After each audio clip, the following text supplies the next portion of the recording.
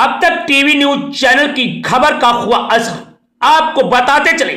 प्रशांत दीक्षित पत्रकार को उस समय गाजियाबाद में भारी पड़ गया जब जेब कतरों ने उसकी जेब से रखा हुआ बटुआ निकाल लिया। पत्रकार दर दर की ठोकरें खाने लगा और पैसा न होने के कारण मायूस हो गया। बताते हैं कि पत्रकार प्रशांत दीक्षित ट्रेन में चढ़ रहा था। उसी समय अज्ञात बटुआ चोर या जेब कतरों ने उनकी जेब से पैसा, एटीएम कार्ड इत्यादि निकाल लिया।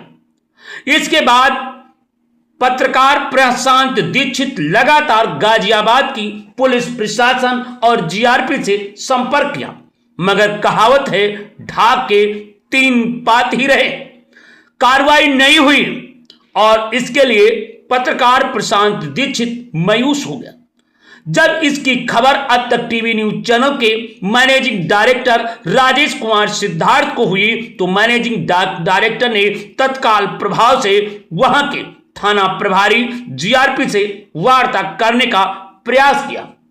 आपको बताते चलें कि फोन बंद था और लगातार 3-4 बार सीओजी पर बात की गई।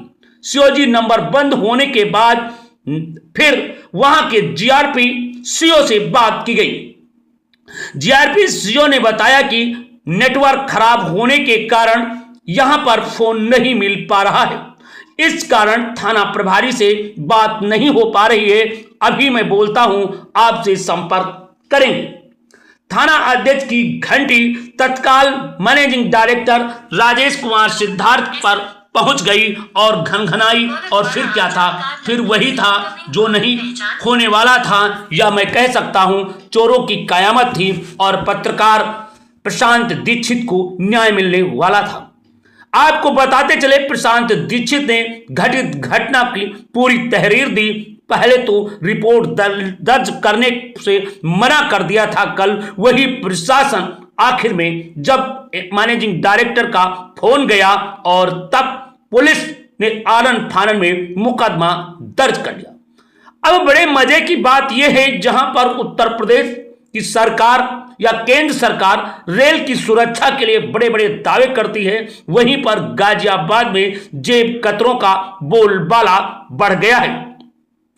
आपको यह भी बताते हैं चलें कि गाजियाबाद में जिला प्रशासन और अन्य अधिकारियों से कब और कहां मिले इसका कोई अता पता नहीं था, परंतु प्रशांत दीक्षित ने अब तक टीवी न्यूज चैनल को बात बताई और अब तक टीवी चैनल ने इसे फोन पर बात की और फिर प्रशासन, शासन और थाना पुलिस सक्रिय हुई और आनन फानन में क्राइम ब्रांच को इसे दिया गया और क्राइम ब्रांच ने कहा कि निश्चित रूप से आपको इन जेब कतरों को गिरफ्तार किया जाएगा और लूटा गया माल भी आपको मिलेगा। आपको बताते चलें, वैसे बात करें तो थाना प्रभारी ने बड़ी ही बारीकी से बताया कि मैं बाहर गया था दबिश देने के कारण, इस कारण मैं नहीं था और देर के लिए मुझे खेद है, परंतु अगले भविष्य में नहीं होगा। परंतु आपको यह भी बताते चलें, लगातार फोन होने के बाद जब प्रशासन ने इस तरीके की बात कही और फिर सीओ रेलवे ने इसे गंभीरता से लिया और प्रशांत दीक्षित को तत्काल मुकदमा दर्ज कर पीड़ित को न्याय दिलाने के लिए अब तक टीवी चैनल ने उनको धन्यवाद ज्ञापित किया।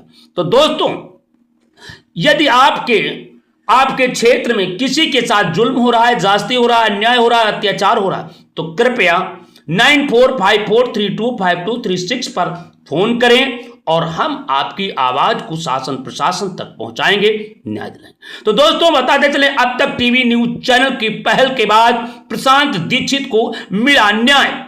गाजियाबाद रेलवे जीआरपी पुलिस ने सतर्कता बरती और चोरों पर लगातार दबिश दी जा रही है। वहीं पर बताते चलें जेब कतरों की कयामत आने वाली है और शीघ्र होंगे गिरफ्तार। देखना अब है क्या प्रशांत दीक्षित को न्याय मिलेगा। खोया हुआ बटुआ, लूटा गया बटुआ, जेब कतरों से क्या पुलिस दे पाएगी, ये चुनौती है। परंतु बड़े मजे की बात यह है कि प्रशांत दीक्षित का मुकदमा आनन फानन में लिखा गया और फिर अब न्याय की आस जग गई है। वहीं पर सीओ ने जानकारी देते हुए बताया कि इसकी जांच गहनता से कराई जाएगी और दोषियों के खिलाफ कार्रवाई होगी। तो आइए हम वो बात सुनाते हैं जो सीओ और थाना प्रभारी से बात हुई। आप सुनिए अब तक की विशेष बातचीत।